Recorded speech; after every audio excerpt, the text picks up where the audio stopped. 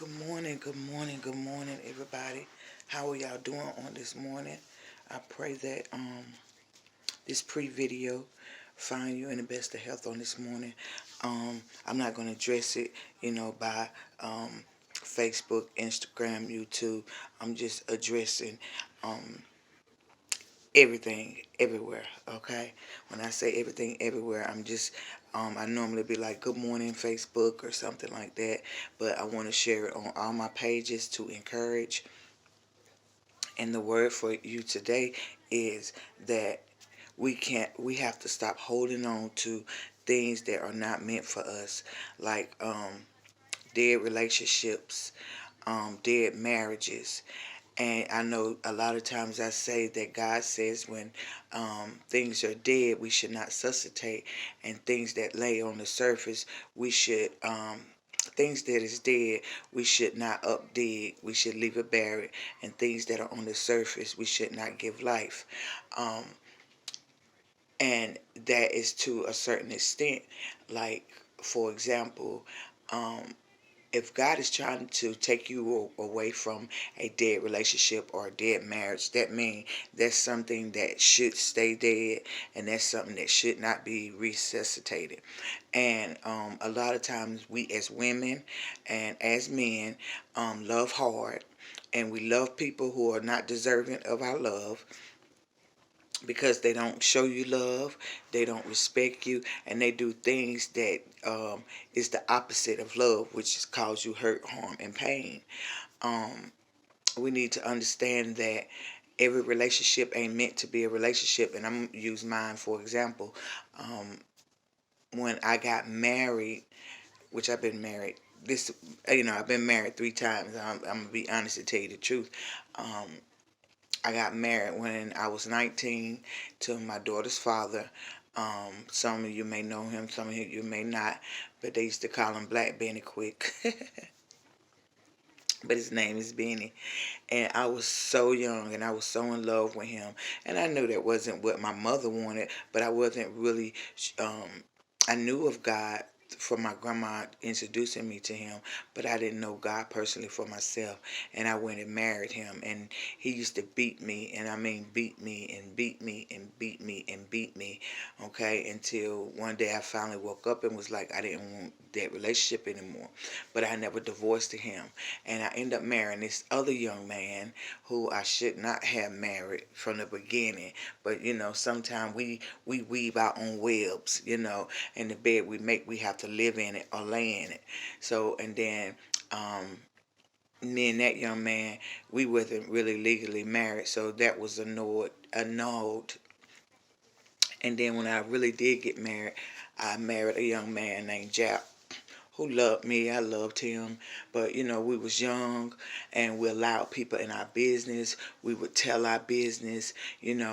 Um, I dated him when I was younger, and he had to go do whatever he had to do, and then he got out and we got back together.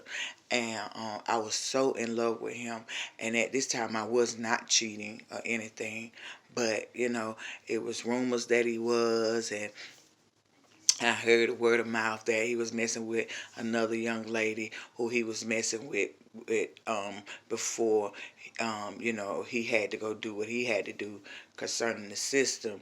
And he was seeing her and me, and he was dating his baby mother. But again, he get out and we get back together. Maybe a year later we get married or whatever.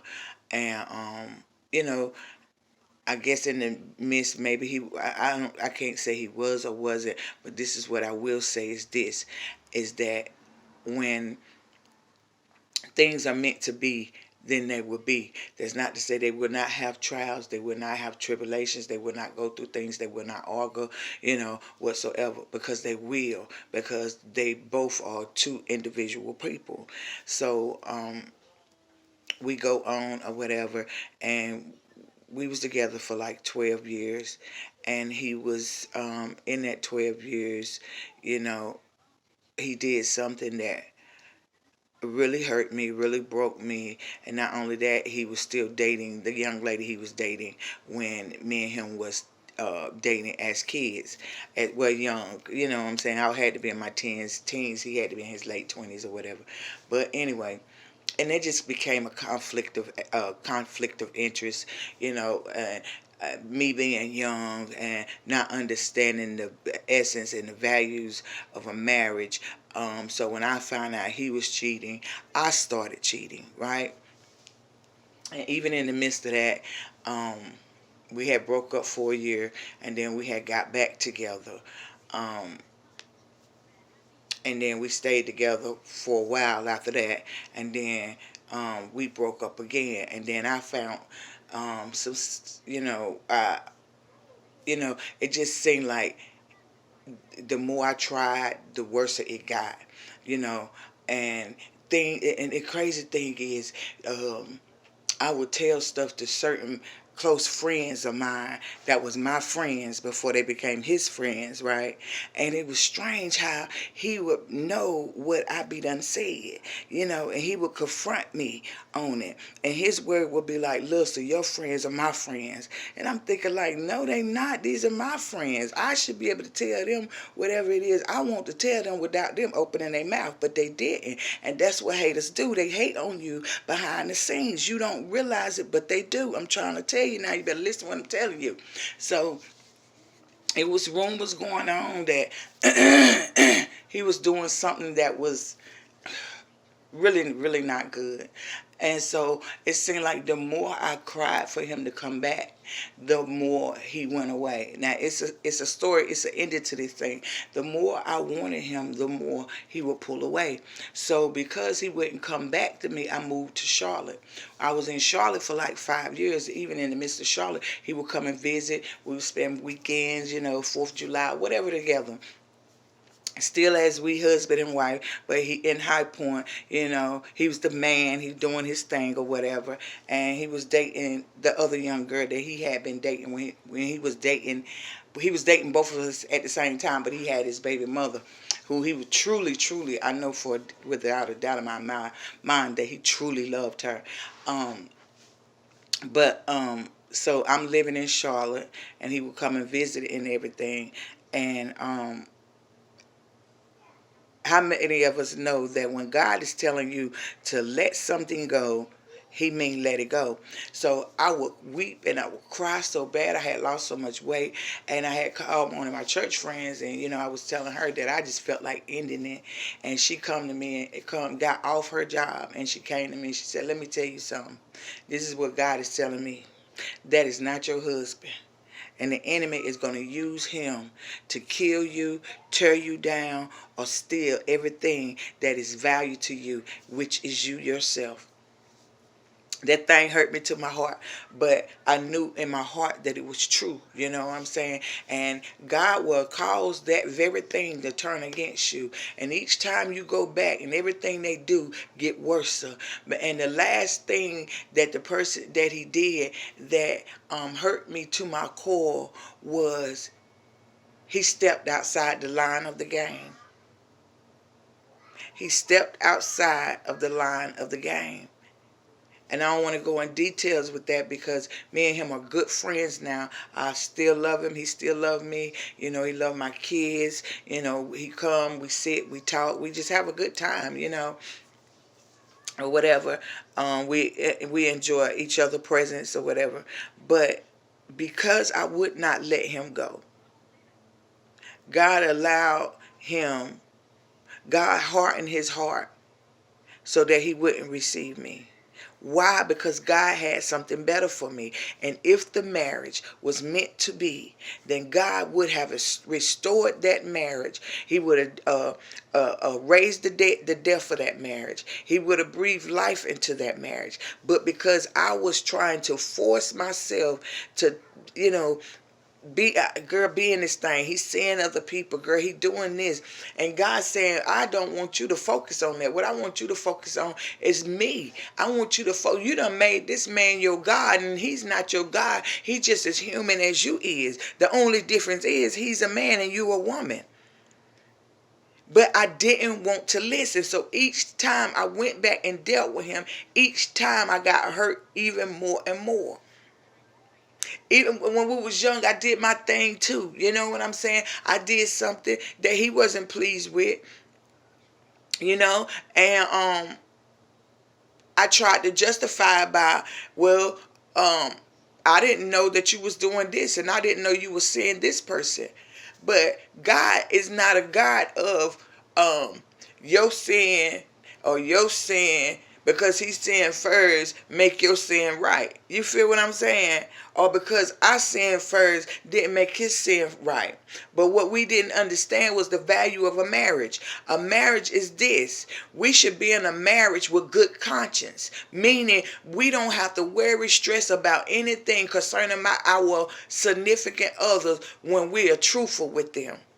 But when God is moving something out of your way that is only draining the life out of you, whether it's a dead friendship or a dead marriage, he will cause her or him to harden his heart so he would not receive you until you seek the Most High God. And even then, even when you seek the Most High God, he or she just may not be the person for you.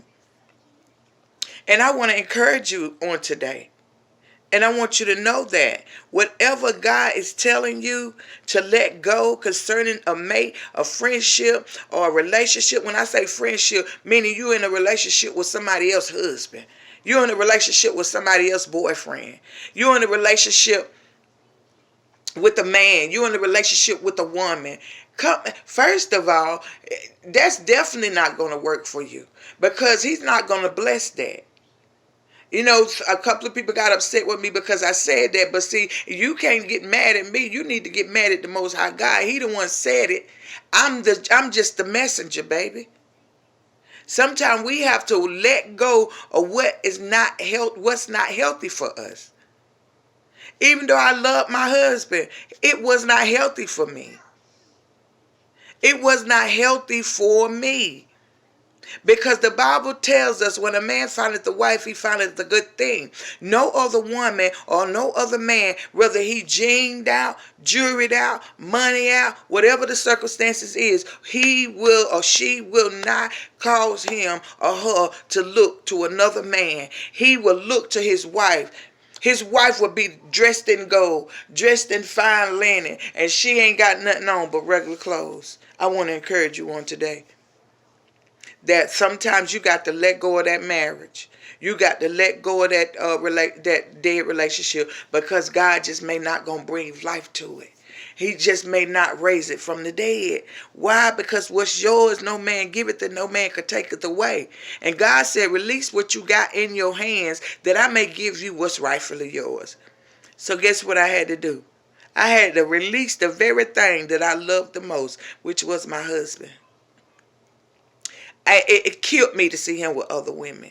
It killed me to know that he was loving them when they spent their time together as he loved me. It killed me to know that he's having intimate bedroom conversations with them. But I had to come to the conclusion that he just was not my husband. And now I don't have a problem with that. It took me a minute to get over it. And because I refused to accept what God was saying, it caused me more harm than any. I was on all different types of medicine, in the mental hospital, going to see psychiatric doctors, all that. When all I had to do was accept what God was saying, and God would have restored me to new. But I was fighting against the grain. You is not finna tell me, Most High God, that this is not my husband. He said, well, okay, I ain't gonna tell you. I'm gonna show you. And he did that. But today, me and my husband, ex-husband, is the best of friends. I love him. He loved me. He loved my children. I love his children. Even though I don't really see them much, as he come through and he see the kids, because he'll come through and sit. We'll talk. We'll laugh. I tell him my troubles. He tell me his. We the best of friends. Nobody could intercept that. Why? Because we was meant to be friends. And if we meant to be husband and wife, no man could put us together except but the Most High God. The Most High God. So I just want to encourage you on today to let go of what you got. Quit holding on to that dead and stinking relationship. Because even if it is your marriage, honey, Even if it is your marriage, and the more you pray and the worse it get, that it's telling you something. Stop, let go, release, and let God. Have a blessed day.